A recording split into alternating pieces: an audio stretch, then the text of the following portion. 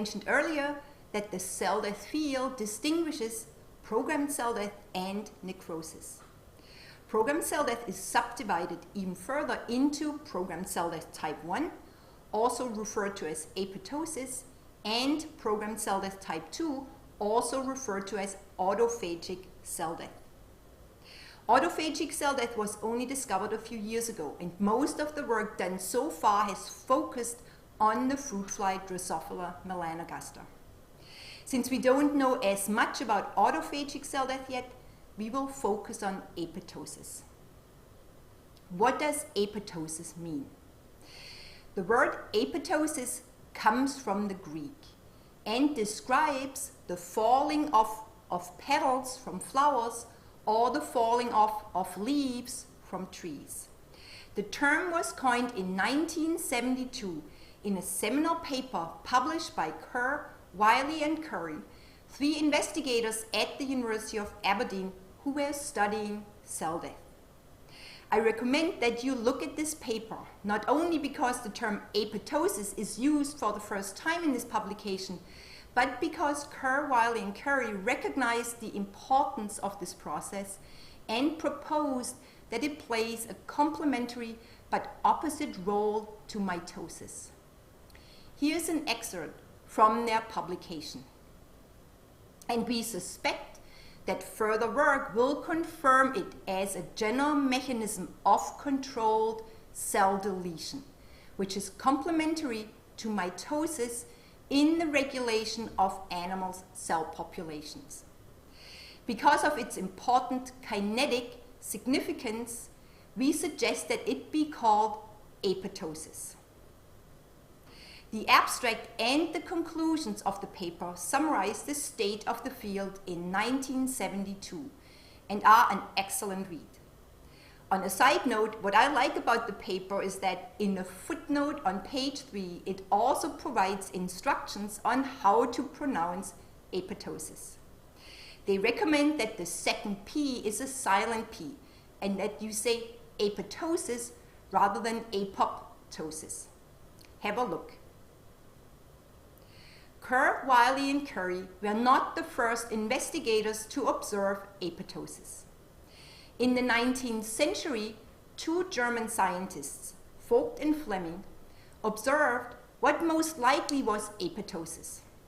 However, their initial observations and descriptions of the process were not followed up until in 1965, Kerr rediscovered apoptosis and, together with his colleagues Wiley and Curry, initiated studies that eventually led to their 1972 publication.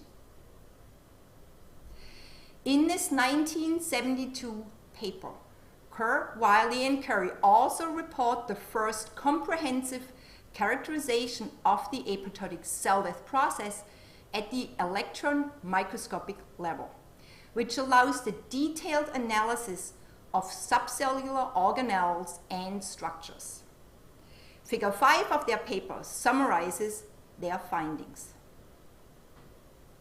The first morphological change that can be observed is that the cell that will eventually undergo apoptosis separates from the tissue and loses contacts with its neighboring cells. The doomed cell then shrinks and the cytoplasm and chromatin condense. Due to the condensed chromatin, the nucleus changes its appearance to what is sometimes referred to as pycnotic nucleus. In a next step, apoptotic cells often fragment into membrane-bound apoptotic bodies. Along with the remaining corpse, these apoptotic bodies are subsequently phagocytosed or engulfed by professional phagocytes such as macrophages. Once engulfed, the corpse and apoptotic bodies are degraded within the lysosomal system of the phagocyte and completely recycled. Lysosomes are one of the major sites of cellular degradation.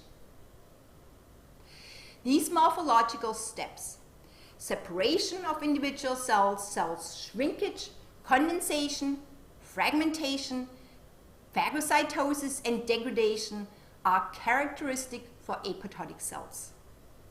And they are characteristic for apoptotic cells in pretty much all multicellular animals. As we will see later, one reason for this conservation of morphological changes is that the molecular mechanisms that underlie apoptotic cell death in multicellular animals are conserved at least from nematode worms to mammals. The following movies show mammalian cells grown in culture as they undergo the morphological changes characteristic of apoptosis.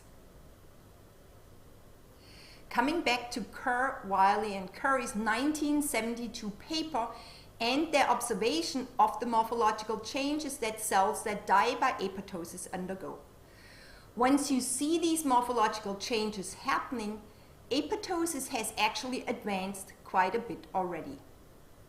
All these stages here can be considered part of the final stage that results in the actual killing and dismantling of the cell, its engulfment and subsequent degradation. What happens before? There has to be a commitment step during which a particular cell is committed to the apoptotic fate. Before that, there has to be a specification step during which it is decided which cell dies in the first place. Therefore, our thinking is that there is an early specification stage during which it is decided which cells within a tissue, for example, should live and which cells should die. Once that decision has been taken, a cell needs to commit itself to the apoptotic fate in an irreversible manner. Once that commitment has been made, the cell is killed, dismantled, engulfed, and degraded. Before I tell you about the first clues about the molecular mechanisms involved in bringing about these morphological changes that are typical for apoptosis, I want to spend a couple of minutes summarizing the morphological changes that are typical for cells that undergo necrosis. These here are again the characteristic morphological changes that a cell that dies by apoptosis is undergoing. Shrinkage, condensation, fragmentation into apoptotic bodies, and eventually phagocytosis and degradation. The same cell dying by necrosis would undergo the following characteristic morphological changes. Rather than shrinking, the cell would swell. Organelles would rupture, and eventually the plasma membrane would rupture. Furthermore, because necrosis is often a consequence of massive damage to tissues or organs, rather than individual cells being affected, many cells within a tissue or entire tissues are affected. Finally, and maybe most importantly, while during apoptotic cell death, cellular content is never released into the cellular environment, in the case of necrosis, cytoplasm is spilled out because the plasma membrane ruptures. The release of cellular content elicits an immune response, which then leads to inflammation. In contrast, no immune response is elicited in the case of apoptosis because cellular content is never spilled out. Apoptosis is therefore a very clean way of getting rid of unwanted cells, whereas necrosis is not a clean way of getting rid of unwanted cells. As I mentioned earlier, the morphological changes described by Kerr, Wiley, and Curry were very helpful and suggested that there might be common molecular mechanisms underlying the apoptotic process in different multicellular animals. But what are those molecular mechanisms? It took another 15 years or so before the first protein with a role in apoptosis was identified. However, in the meantime, a couple of important molecular changes in apoptotic cells were discovered, and these molecular changes allowed the cell death community to make some predictions about the types of enzymes that are involved in apoptosis. In 1978, Zakarian and Pogosyan published that the chromatin in apoptotic lymphocytes, cells of the immune system, is cleaved. Furthermore, they found that it is cleaved into internucleosomal fragments of about 180 base pairs and multiples thereof. This cleavage is shown in the figure on the right, which is a picture of an agarose gel in which DNA isolated from healthy cells was loaded in the right lane, a size marker was loaded in the center lane, and DNA isolated from apoptotic cells was loaded in the left lane. The DNA was then separated by size in this agarose gel by applying an electrical field. As you can see in the right lane, DNA isolated from healthy cells barely runs into the gel, which indicates that the DNA occurs in very long fragments, basically entire chromosomes, which are too large to be separated using such a gel. The left lane demonstrates that the DNA isolated from apoptotic cells is cleaved into small fragments that run into the gel and can be separated by size, and that the cleaved DNA is of these characteristic sizes, 180 base pairs and multiples thereof. And this is often referred to as DNA ladder or nucleosomal ladder. It turned out that the DNA gets cleaved during apoptosis not only in lymphocytes, which Zakarian and Pogosyan used for this experiment, but in all cell types tested. Furthermore, DNA cleavage turns out to be an aspect of apoptosis that is conserved at least throughout the animal kingdom. The fact that DNA is cleaved in apoptotic cells is now used as an assay for apoptotic cells. DNA is isolated from the experimental cells and separated by size on an agarose gel, just like the one shown on the slide, to determine whether the DNA in the experimental cells occurs in fragments as DNA ladder. If it does, it can be used as an indicator that the experimental cells died by apoptosis. The tunnel assay is also assaying for DNA fragmentation. However, the tunnel assay can be done with individual cells in situ rather than a large population of cells, as is necessary for the DNA ladder assay. Finally, the fact that DNA is cleaved into the specific DNA ladder implied that endonucleases, enzymes that can cleave DNA, must be activated during the apoptotic process to cause this DNA fragmentation. This was the first molecular clue. A second molecular clue came from studies on macrophages. Macrophages are phagocytes that recognize apoptotic cells and specifically bind to them. This results in the engulfment of the apoptotic cell and its subsequent degradation by the phagocyte. How do phagocytes recognize apoptotic cells? Something must be different about the cell surface of apoptotic cells compared to the cell surface of healthy non-apoptotic cells. What is the nature of this "eat me" signal, as it is often referred to?